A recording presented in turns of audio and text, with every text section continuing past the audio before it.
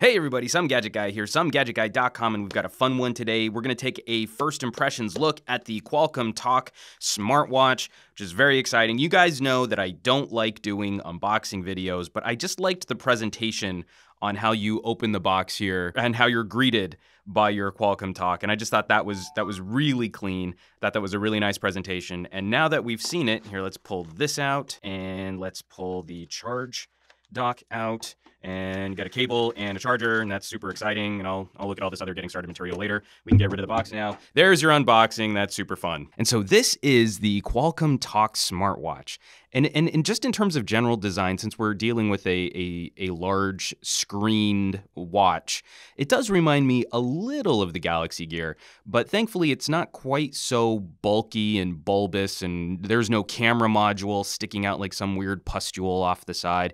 I think this is a cleaner, this is a more sophisticated look or solution for wrist computing moving into the future. Now, this is a little bigger than what I thought it was going to be. Like if I put this sort of over my wrist here, you can see it's not quite, Power Rangers wrist data device sized, but it is a little bit bigger, a little bit bolder than what it looks like when you look at the press photos. I kind of like it though, especially in just how simple a presentation this is. Just for comparison's sake, so I can show you, here is the Qualcomm Toq next to the Martian Passport. This is my current smartwatch computing solution, especially just for feeding notifications to my wrist. And I like that it's got a more traditional watch face. It looks really nice, especially when you're going out someplace fancy. But you can see that the Toq is definitely a bolder, bigger, wider watch face than even the Passport, which isn't a small watch by any stretch. And you can see that the Toq might be ever so slightly just a little bit thinner than the Passport. But we're talking, a fraction of a millimeter difference between the two. I think one of the things that helps is the way the watch band comes off of the Toq sort of already naturally feeds into the contouring of what it would be like to wear it on your wrist, whereas the Passport has a more traditional watch band connectors right here, which sort of makes it feel like it sticks out from your wrist a little bit more. All right, folks, this is always one of my favorite parts when we get to peel off the screen guard. Oh yeah, look at that. Oh, I'm peeling that off. It's so good. Oh yeah, it's all gone now. Bam. Okay, so I took a second to set up the watch band. It was a little confusing that this piece right here, this underside of the watch band, has all of these markings on it, and that's where you're actually supposed to cut a piece off to connect your Toq to this this part of the watch band to the Toq's clasp here. This is sort of a lightweight plastic, and I don't necessarily love the feel of the connector right there. But once it's all clasped and sort of locked in place, it's a pretty solid feel. So I hope that this would sort of hold up well over time, and that at some point we'll see an easy way to, like, maybe there's a way you can pop these little, what are these? I think they're Torx screws, maybe hex.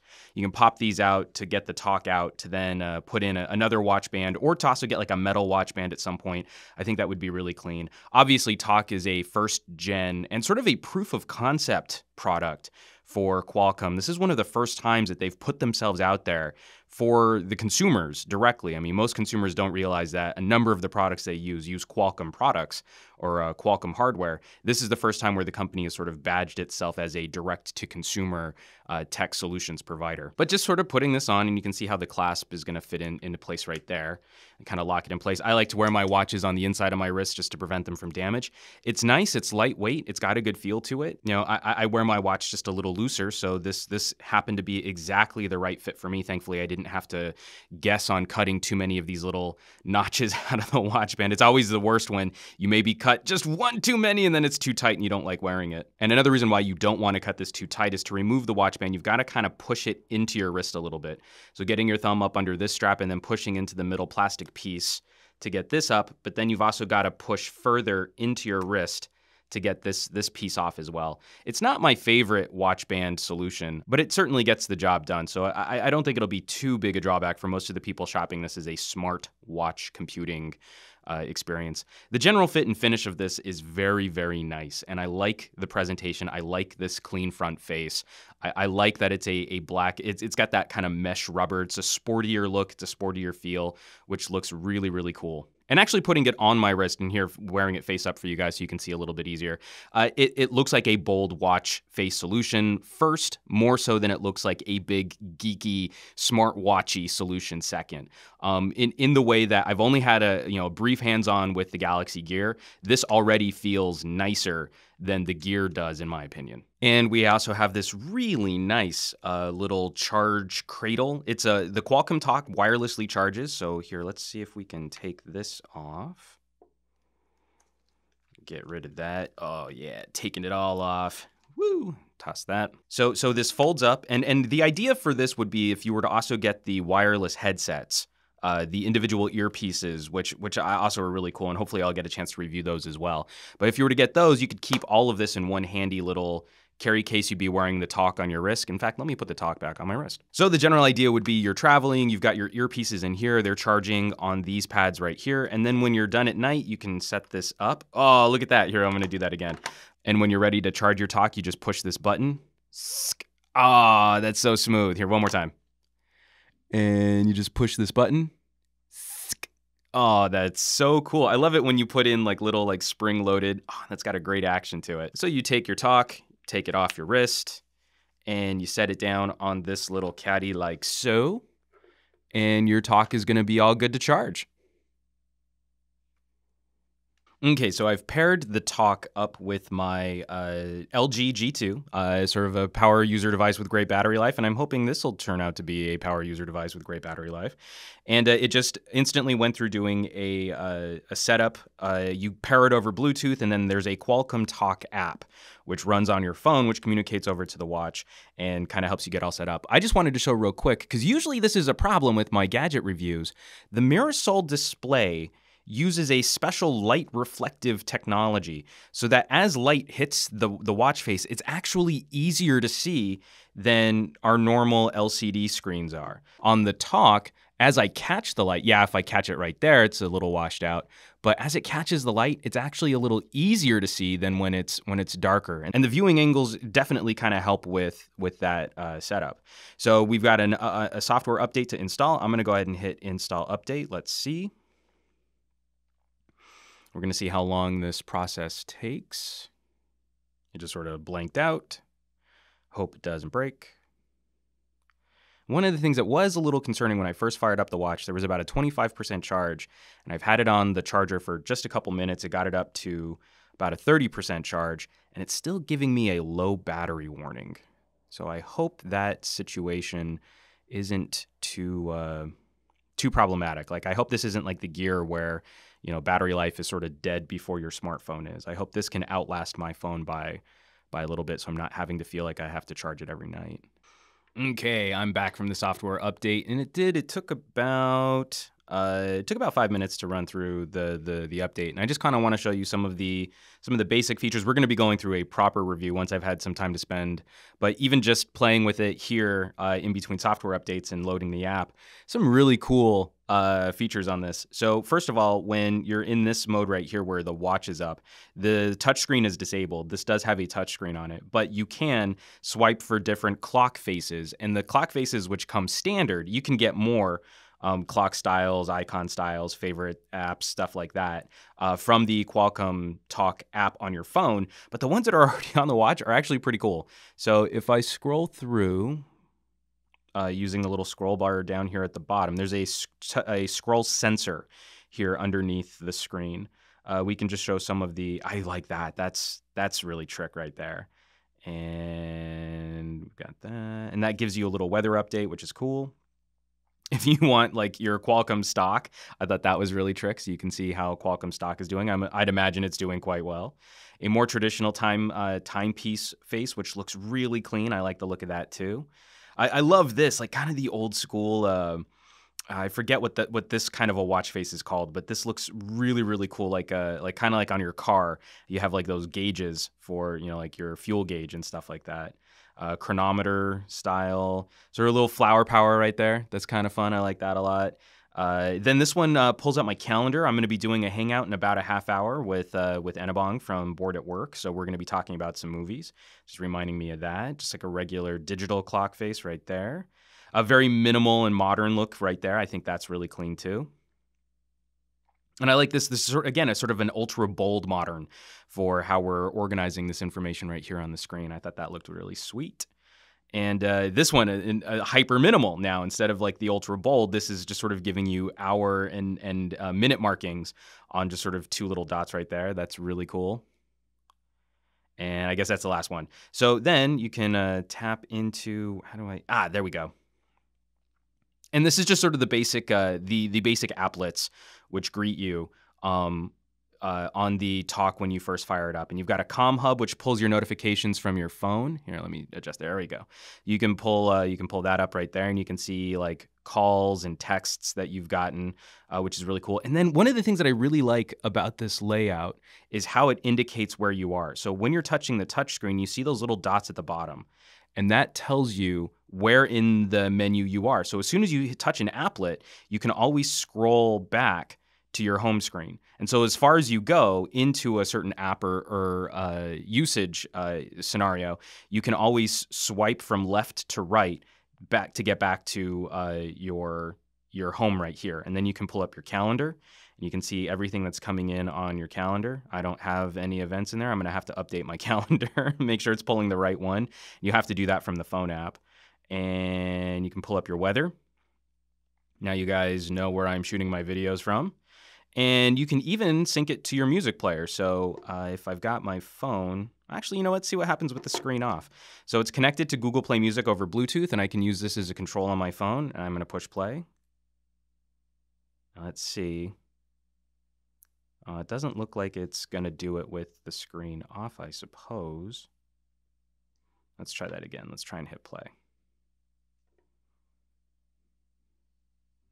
There it goes. Now it's playing. I'm not going to let this, it's playing Icky Thump by the White Stripes, and I'm going to go ahead and pause that now just to make sure that I don't get hit with content ID on any of my videos. I try not to use any audio now unless it came from Google or some public domain source. And let's see, what else do we have? We've got so your status, you've got your stocks applet, you've got other notifications if you want to see what's going on. And I don't have any. Check that notifications are enabled. Oh, I still need to turn that on the app on my phone.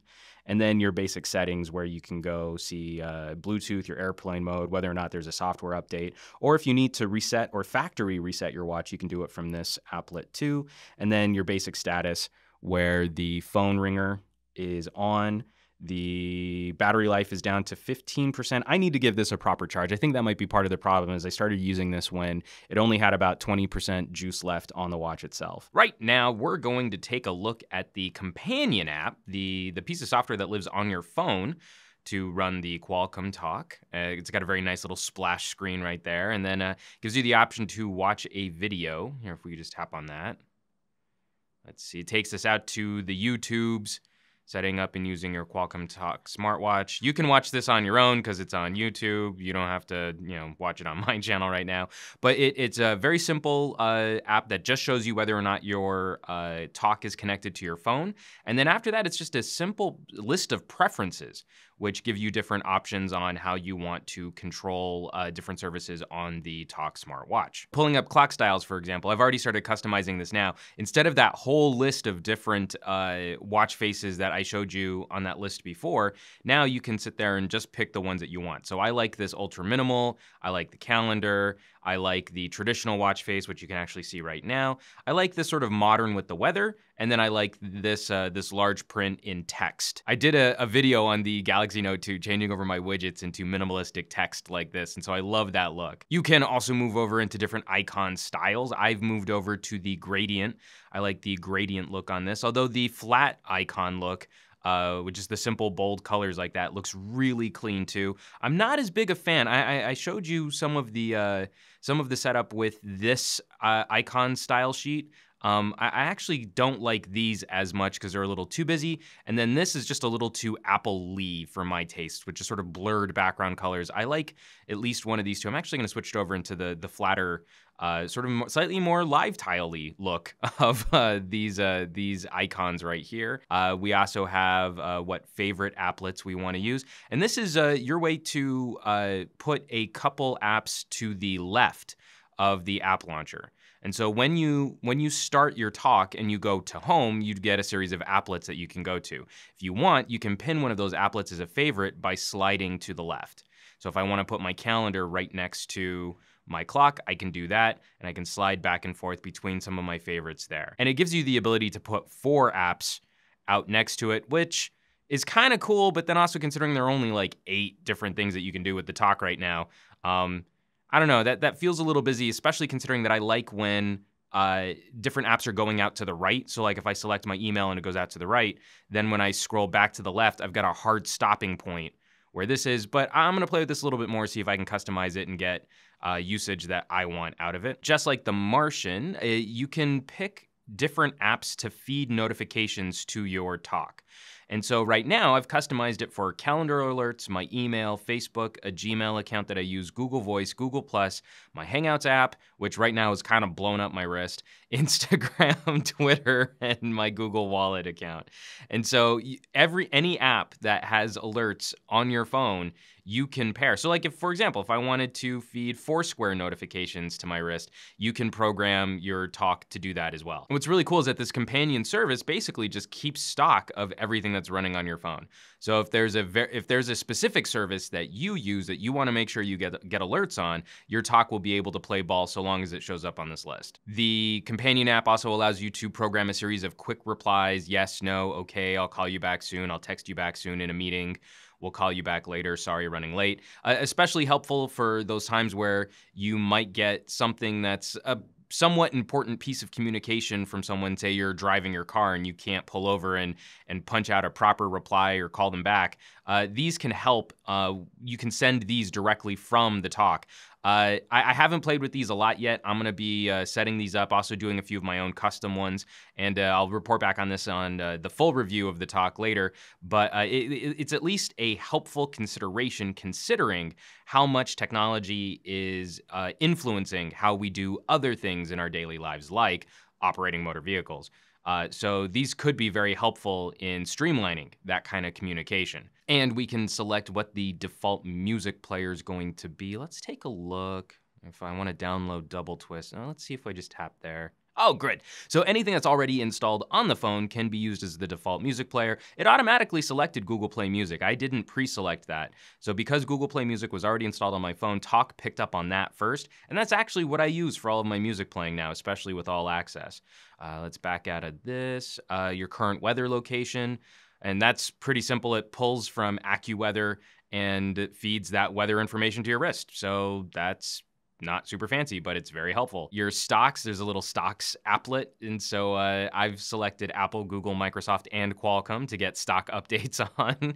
Just kind of like to see where these mega titans of technology are in the stock market, especially battling each other. Recently, all 3 of these companies have been down and Qualcomm has been up. So I think Qualcomm's onto something with this Toq, am I right? Yeah, up top. And then you can also select what calendars that you want to use. I use my calendar and my wife's calendar. These are all of the other various calendars that get sort of created with other Gmail and email accounts that I have to manage. But those are the only 2 that are important. And then that feeds just the calendar entry alerts from those 2 accounts directly to my wrist, which is very helpful, especially just for taking stock of the day's itinerary. In our advanced settings, we've got watch vibration. The watch vibration is a very simple, a very subtle pulse, and you can't control the intensity. I do wish I could make it just a little bit stronger, but at least it's not noisy. Like the Martian makes a distinct bzzz noise every time it goes off.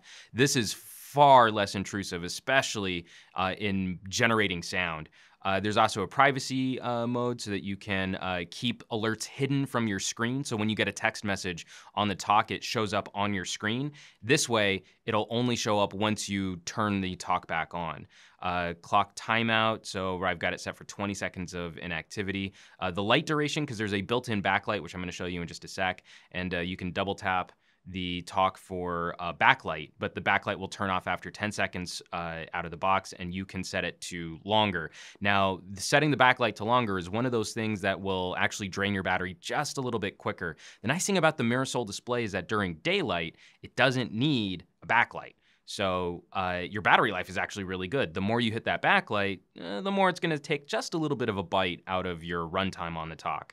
You can control the double tap for how you turn on the light. And it's got a funny feel to it. I'll show you in just a sec. And then lastly, we wrap up with our call history and our text message history, allowing you to customize how many of the most recent calls and texts that you've gotten that you'll want to be able to see. I left it at 10, and that seems to be fine. I don't take a lot of calls, and I do most of my texting off of Google Voice now, so I don't need a lot on the actual text messaging app or from my phone app anymore. And lastly, we have this service called Alljoin, which Qualcomm apparently owns.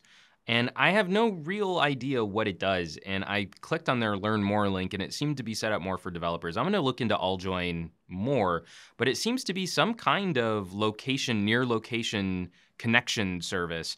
And I'm not entirely sure what peripherals, accessories, or other devices are compatible with Alljoin. But like I said, we'll play with that, and then I'll get back to you on that in the full review on the Toq. And I think this is really cool in maintaining a minimalist design face. There are no buttons on the Toq. I did show you just that there is a touch slider here. So when your watch face is up, this is sort of like a lock screen. I can touch the screen, nothing's happening, but I can switch between my different watch faces using this little touch slider down at the bottom. If I want to kind of scroll through the different watch faces that I've got set up to use on the Toq. Now, to turn on the backlight, there's a sensor built into, I think it's part of either the watch band or right under this cutout, right here along the top of the watch band, right there. And if you double tap on that, you can sometimes get the backlight to turn on. I haven't quite mastered the feel of the double tap, but let's see if I can get it on the first try here. Yeah, got it. Awesome. So the backlight looks like it's 3 main light sources underneath the screen right there. You can see a little bit of that side bleed right at the edge of the screen right down there. And it does a really good job of lighting up the display when you're in dark situations, when it's nighttime, you're in a movie theater, something like that. It washes out the color a lot. The Mirasol display is so pretty when it's soaking up ambient light and when it's soaking up sunlight that when you turn on the backlight, it actually looks okay here on video, but in real life, IRL, AFK, it's not quite as pretty as when there's another light source lighting up the screen. And to unlock the Toq, that's kind of fun to say. To unlock the Toq, there's also a sensor at the bottom that you sort of lightly press, and then that gets you back to your home screen. And I just wanted to show I've changed the icon layout, so now the look is a little more stark. It's a little more Windows Live tiley, flatter icons. There's no gradient in the background, and you can see just the different icon looks now. You can customize that. I hope that we'll see more icon packs in the future. And then when you're done and you want to lock the screen so the touchscreen is inactive, you just push at the bottom there, and it slides your clock face back into place,